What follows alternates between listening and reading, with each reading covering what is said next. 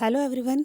आज के इस वीडियो में हम बात करने वाले हैं ह्यूमन रिसोर्स मैनेजमेंट की बहुत ही इम्पॉर्टेंट टर्म के बारे में, जिसे कई बार एचआर फील्ड में जाने वाले कैंडिडेट से इंटरव्यू के दौरान पूछा जाता है, जो रिलेटेड है हायरिंग ऑफ एम्प्लॉइज से। जी हाँ दोस्तों, हम बात करने वाले हैं टैलेंट एक्विजिशन एंड रिटेंशन के बारे में। दोस्तों, इस टर्म को लेकर कई बार मिसअंडरस्टैंडिंग हो जाती है। कई लोगों को लगता है कि टैलेंट एक्विजिशन और रिक्रूटमेंट दोनों बहुत ही सिमिलर टर्म है, लेकिन ऐसा नहीं है। दोनों टर्म्स में डिफरेंसेस हैं, या हम ये कहें कि रिक्रूटमेंट जो है वो टैलेंट एक्विजिशन का एक सब पार्ट है। रिक्रूटमेंट को हम अपनी ऑर्गेनाइजेशन में जनरली करते रहते हैं, या हम ये कहें कि जनरल वैकेंट पोस्ट को फिल करने के लिए रिक्रूटमेंट का यूज़ किया जाता है। वही टैलेंट एक्विजिशन एक ऐसा प्रोसेस है या एक ऐसी स्ट्रेटजी है जिसमें कंपनी या ऑर्गेनाइजेशन की नीड के अकॉर्डिंगली टैलेंटेड वर्कफोर्स को आइडेंटिफाई किया जाता है, उसे रिक्रूट किया जाता है, अट्रैक्ट किया जाता है और उसे उस ऑर्गेनाइजेशन में रिटेन करने के पूरे ही प्रोसेस को हम टैलेंट एक्विजिशन के नाम से जानते हैं। तो दोस्तों, टैलेंट एक्विजिशन का यूज़ नॉर्मली जो ब्रांडिंग ऑर्गेनाइजेशन है या जो बड़ी कंपनीज़ है, वो अपनी ऑर्गेनाइजेशन में हाई लेवल की जॉब या हाई पेइंग जॉब जो कि स्ट्रिक्ट रहने वाली है या जो लंबे समय तक रहने वाली जो पोजीशंस है, उनके लिए किया जाता है। दोस्तों, टैलेंट एक्विजिशन एक बहुत ही ऑर्गेनाइज प्रोसेस है जिसमें कई तरह की स्टेजेस होती हैं।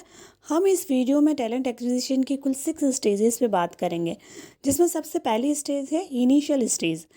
इनिशियल स्टेज में हम बात करेंगे कि ऑर्गेनाइजेशन की नीड क्या है, रिक्वायरमेंट क्या है, क्योंकि टैलेंट एक्विजिशन एक लॉन्ग टर्म प्लानिंग है, तो उसके लिए हमें ऑर्गेनाइजेशन के गोल, विज़न, मिशन सबकी जानकारी होना ज़रूरी है। साथ ही हमें ये भी मालूम होना चाहिए कि हम ऑर्गेनाइजेशन के लिए लॉन्ग टर्म प्लानिंग कर रहे हैं या शॉर्ट टर्म हायरिंग कर रहे हैं, यानी हम शॉर्ट टर्म पर्पज़ के लिए लोगों को हायर करना चाहते हैं या लॉन्ग टर्म पर्पज़ के लिए लोगों को हायर करना चाहते हैं। तो ये हमें सबसे पहले डिसाइड करना होगा। दैन उसके बाद सेकेंड स्टेज में हम बात करते हैं आइडेंटिफिकेशन एंड अप्रूवल, यानी जिस ऑर्गेनाइजेशन में हम पर्टिकुलर पोजीशन के लिए हायरिंग करना चाहते हैं, तो हमें आइडेंटिफाई करना होगा उस रीज़न को कि क्यों उस ऑर्गेनाइजेशन में जॉब वैकेंट हुई है। क्या कोई व्यक्ति जॉब छोड़कर गया है इसलिए जॉब अराइज हुई है, या कोई न्यू वैकेंसी क्रिएट करनी ज़रूरी है। तो उसका रीज़न हमें मालूम होना ज़रूरी है, क्योंकि तभी हम उस पर्टिकुलर प्लेस पर नई हायरिंग कर पाएंगे। देन उसके बाद हम उस पोजीशन के लिए अप्रूवल लेते हैं। ये अप्रूवल टैलेंट एक्विजिशन मैनेजर देता है या एचआर मैनेजर के द्वारा अप्रूवल लिया जाता है। देन उसके बाद थर्ड स्टेज में आता है डिफाइनिंग क्राइटेरिया। तो इस स्टेज में हम देखेंगे कि क्या क्राइटेरिया उस जॉब पोजीशन के लिए होगा, उसे डिफाइन करना ज़रूरी है। तो इसके लिए हम देखेंगे कि उस पर्टिकुलर पोजीशन के लिए जिस पर हमें हायरिंग करनी है, उसका जॉब डिस्क्रिप्शन क्या होगा, यानी जॉब की details, job duties, responsibility, and सभी चीज़ें जो हैं वो जॉब डिस्क्रिप्शन में डिसाइड की जाएगी। देन हम देखेंगे कि जॉब स्पेसिफिकेशन क्या होगा उस पर्टिकुलर पोजीशन के लिए, यानी क्या क्वालिटीज़ जो हैं उस पर्टिकुलर जॉब के लिए उस पर्सन के अंदर चाहिए, क्या क्वालिफिकेशन चाहिए, क्या एक्सपीरियंस चाहिए, किस टाइप की स्किल के लोगों के रिक्वायरमेंट है। ये सभी चीज़ें हम जॉब स्पेसिफिकेशन में देखेंगे। साथ ही हम देखेंगे कि सिलेक्शन का क्या क्राइटेरिया होगा, यानी कितने राउंड्स ऑफ इंटरव्यूज़ उस पोजीशन के लिए होंगे, किस किस टाइप के टेस्ट कंडक्ट करने होंगे। टेस्ट डिपेंड करता है कि हम किस पोस्ट पर हायरिंग कर रहे हैं, उसी के अकॉर्डिंगली हम एप्टीट्यूड टेस्ट या रिटर्न टेस्ट या स्किल टेस्ट या साइकोलॉजिकल टेस्ट या डिफरेंट टाइप के आजकल साइकोमेट्रिक टेस्ट होते हैं, तो इन सभी को कंडक्ट करना है या कैसे कंडक्ट करेंगे, ये सारे क्राइटेरिया हम पहले ही डिसाइड कर लेते हैं। देन उसके बाद में अगली स्टेज आती है, फोर्थ स्टेज, वो है सोर्सिंग, स्क्रीनिंग एंड शॉर्टलिस्टिंग। यानी इस स्टेज में हम देखते हैं कि कैंडिडेट की सोर्सिंग कहाँ कहाँ से करनी है, यानी आप अपनी कंपनी के इंटरनल रेफरेंसेस का यूज़ करना चाहते हैं या एक्सटर्नल जॉब पोर्टल या एम्प्लॉयमेंट एजेंसी या फिर कंसल्टेंसी एजेंसीज़ का यूज़ करना चाहते हैं, तो उसको हम इस स्टेज में डिसाइड करते हैं कि हम हायरिंग के लिए कौन से सोर्सेज का यूज़ करेंगे, इंटरनल सोर्सेज का या एक्सटर्नल सोर्सेज का। तो सोर्सिंग करने के बाद में हमारे पास में कई तरह की नंबर ऑफ़ एप्लीकेशंस आ जाती हैं। उन एप्लीकेशन की स्क्रीनिंग करते हैं और राइट कैंडिडेट को आइडेंटिफाई कर शॉर्ट लिस्टेड करते हैं, क्योंकि कई बार जब आप सोर्सिंग करते हैं तो आपके पास लगभग थाउजेंड ऑफ़ एप्लीकेशंस आ जाती हैं। तो इतनी सारी एप्लीकेशंस के जो कैंडिडेट हैं उनका हम इंटरव्यू कंडक्ट नहीं कर सकते हैं। सो देखा जाता है कि राइट कैंडिडेट कौन है, राइट जो हम एक्सपेक्ट करते हैं वो कैंडिडेट कौन से होंगे, उनको शॉर्टलिस्टेड किए जाता है। देन उसके बाद फिफ्थ स्टेज में आता है फाइनल सिलेक्शन। यानी इस स्टेज में कंपनी शॉर्ट लिस्टिंग जो कैंडिडेट है उनको इंटरव्यू कॉल करती है, और जो भी क्राइटेरिया सिलेक्शन के लिए हमने पहले से जो डिसाइड किए थे उन क्राइटेरिया को जब कैंडिडेट पास कर लेता है तो उसका फाइनल सिलेक्शन हो जाता है। और इस स्टेज में भी कैंडिडेट का डॉक्यूमेंट वेरिफिकेशन किया जाता है, उसके रेफरेंसेस चेक किए जाते हैं, उसका मेडिकल एग्जामिनेशन लिया जाता है, और जब फाइनली ये सभी टेस्ट हो जाते हैं तो कैंडिडेट को ऑफर लेटर दिया जाता है। ऑफ़र लेटर में उस कैंडिडेट की अपॉइंटमेंट से रिलेटेड सारी डिटेल्स मेंशन होती हैं, और ऑफ़र लेटर तैयार करने के बाद में उसे डिस्पैच किया जाता है। इसके बाद अगली स्टेज, जो लास्ट स्टेज है, जो सिक्स्थ स्टेज है, वो आती है ऑनबोर्डिंग एंड रिटेंशन की। ऑनबोर्डिंग एंड रिटेंशन की जो स्टेज है वो बहुत ही इम्पॉर्टेंट है, कंपनी के लिए भी और कैंडिडेट के लिए भी। यानी जब वह कैंडिडेट कंपनी ज्वाइन करता है तो एज ए एचआर उस कैंडिडेट का वेलकम कैसे करते हैं ये हमें ध्यान होना चाहिए। यानी कैंडिडेट को फर्स्ट डे ही कंपनी ज्वाइन करने के बाद ऐसा लगना चाहिए कि यही कंपनी है जिसे मैं मिस कर रहा था। सो इस स्टेज में सबसे पहले as a human resource manager आप उस न्यू एम्प्लॉय के लिए ओरिएंटेशन प्रोग्राम ऑर्गेनाइज करते हैं, जिसमें कैंडिडेट को कंपनी के बारे में बताया जाता है, कंपनी की एचआर पॉलिसीज़ बताई जाती है, कंपनी के लोगों से मिलाया जाता है ताकि वो थोड़ा फेमिलियर हो सके। उसके बाद कैंडिडेट का इंडक्शन करवाया जाता है, जिसमें कैंडिडेट को उसकी job role, job responsibility, job description आदि के बारे में बताया जाता है, ताकि कैंडिडेट अच्छे से अपनी जॉब रिस्पॉन्सिबिलिटी को समझ सके और उस पर्टिकुलर पोस्ट पर अच्छे से परफॉर्म कर सके।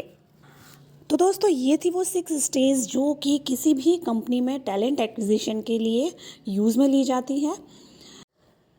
लेकिन दोस्तों कई बार हम अपनी ऑर्गेनाइजेशन में टैलेंट एक्विजिशन बहुत अच्छी तरीके से करते हैं, लेकिन फिर भी हमारी ऑर्गेनाइजेशन में टैलेंटेड वर्कफोर्स लंबे समय तक काम नहीं करती है और ऑर्गेनाइजेशन छोड़कर चली जाती है।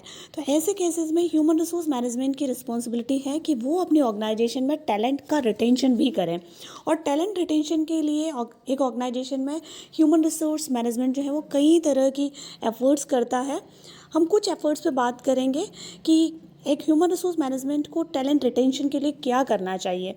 तो सबसे पहले हम बात करते हैं कि एक ह्यूमन रिसोर्स मैनेजमेंट की रिस्पॉन्सिबिलिटी है कि वो अपनी ऑर्गेनाइजेशन में सबसे पहले टैलेंटेड वर्कफोर्स को एक्वायर करें, और जब वो अपनी ऑर्गेनाइजेशन में टैलेंटेड वर्कफोर्स को ले आता है तो उसकी रिस्पॉन्सिबिलिटी बनती है कि वो उन नए एम्प्लॉयज़ का अच्छे से ऑनबोर्डिंग करे, उनका अच्छे से वेलकम करे।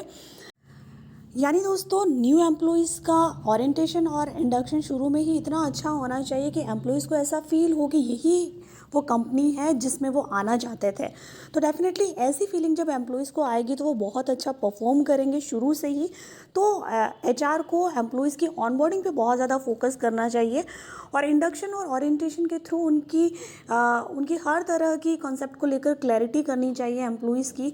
यानी एम्प्लॉयज़ को मालूम होना चाहिए ऑर्गेनाइजेशन के बारे में, ऑर्गेनाइजेशन के स्ट्रक्चर के बारे में, ऑर्गेनाइजेशन में काम करने वाले जो मैनेजरल बॉडीज़ हैं, जो एग्जीक्यूटिव बॉडीज़ हैं, इन सब की जानकारी होनी चाहिए।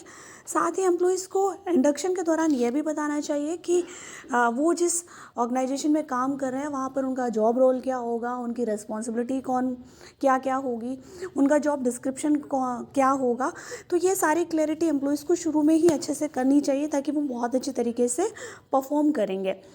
देन अगर इसके बाद में आप अपने जो एम्प्लॉयज़ हैं, अगर आपको लगता है कि अपने एम्प्लॉयज़ के अंदर कुछ स्किल्स की कमी है तो as a human resource management आपको उनकी स्किल्स को की जो कमी है उसको आइडेंटिफाई करना चाहिए, उनकी नीड को आइडेंटिफाई करना चाहिए, और उसी के अकॉर्डिंगली आपको उनके लिए ट्रेनिंग प्रोग्राम्स को ऑर्गेनाइज करना चाहिए। साथ ही आप अपने एम्प्लॉयज़ की नॉलेज को इंक्रीज़ करने के लिए, उनके करियर एडवांसमेंट के लिए कई तरह की करियर प्लानिंग के प्रोसेस का भी यूज़ कर सकते हैं। इसके अतिरिक्त आप as a human resource manager आप अपनी एम्प्लॉयज़ के डेवलपमेंट के लिए कई तरह के मैनेजमेंट डेवलपमेंट प्रोग्राम्स ऑर्गेनाइज कर सकते हैं। अपने एम्प्लॉयज़ को human resource development facilities provide कर सकते हैं, जिससे एम्प्लॉयज़ का भी डेवलपमेंट होगा और जो टैलेंटेड वर्कफोर्स है वो आपकी ऑर्गेनाइजेशन छोड़कर भी नहीं जाएगी। इसके अलावा आप टैलेंट रिटेंशन के लिए as a human resource manager अपनी कंपनी के एम्प्लॉयज़ का परफॉर्मेंस अप्रेजल भी करें, परफॉर्मेंस मैनेजमेंट भी करें, ताकि as a human resource management आपको ये मालूम होगा कि आपकी कंपनी के अंदर ऐसे कौन से एम्प्लॉयज़ जो हैं वो बेस्ट परफॉर्म कर रहे हैं और ऐसे कौन से एम्प्लॉय है जो अच्छा परफॉर्म नहीं कर रहे हैं।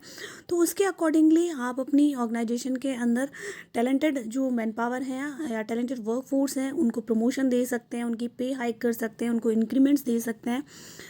तो कहीं ना कहीं ये सारे एफर्ट करने से आपके ऑर्गेनाइजेशन में जो टैलेंटेड जो मैन पावर है या जो वर्कफोर्स है वो रिटेन होके रहेगी।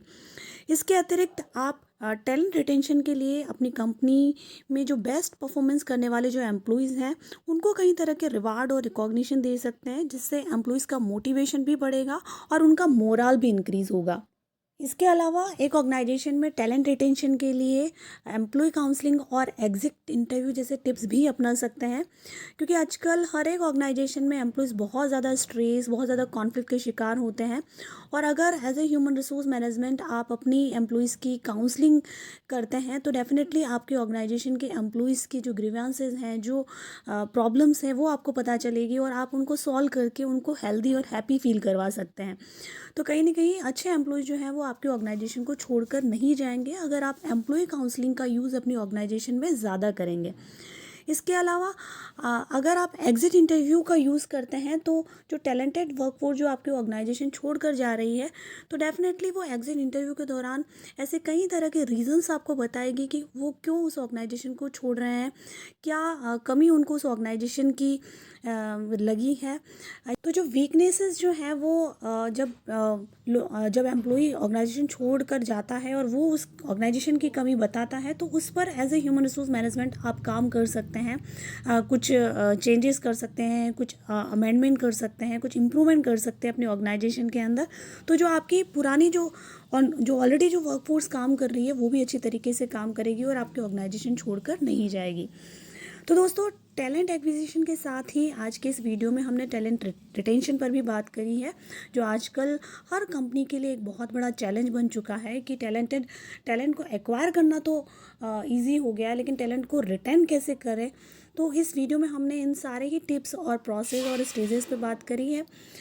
तो दोस्तों, वीडियो कैसा लगा प्लीज़ कमेंट करके ज़रूर बताइएगा, और वीडियो अच्छा लगा हो तो please like, share and comment ज़रूर कीजिए।